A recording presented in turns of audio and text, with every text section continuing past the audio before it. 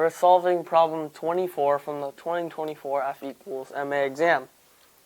When a projectile falls through a fluid, it experiences a drag force proportional to the product of its cross-sectional area, the fluid density rho of F, and the square of its speed.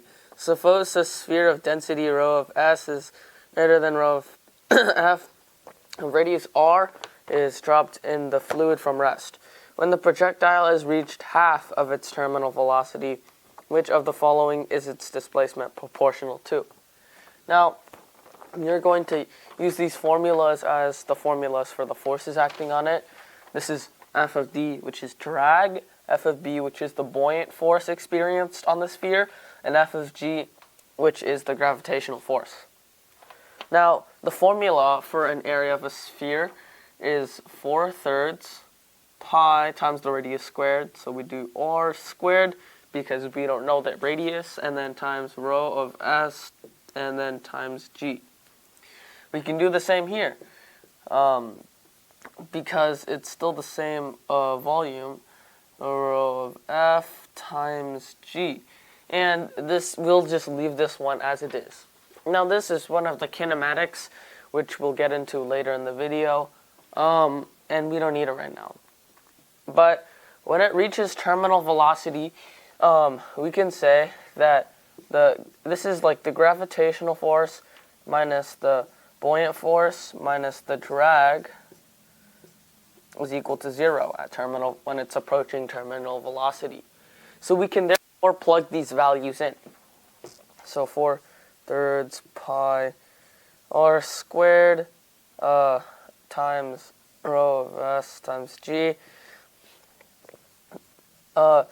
So you're basically just plugging these values in to get one really big equation, and then simplify it to find v in all of these terms. Because it's equal to 0, this will be a lot easier.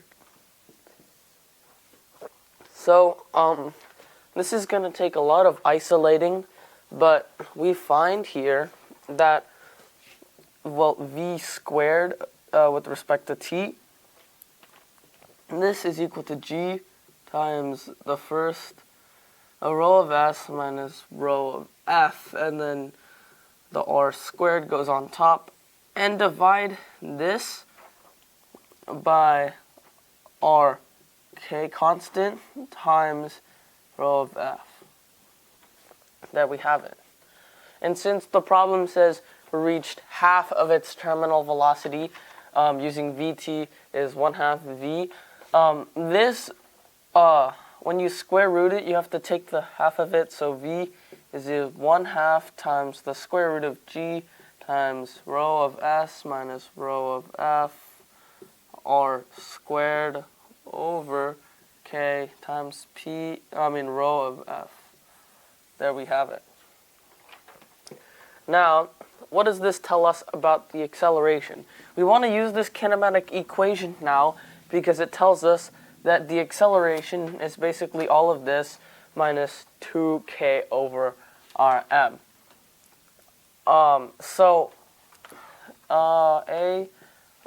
is g rho of S minus rho of F, k rho of F, minus 2k over m, if I'm pretty sure.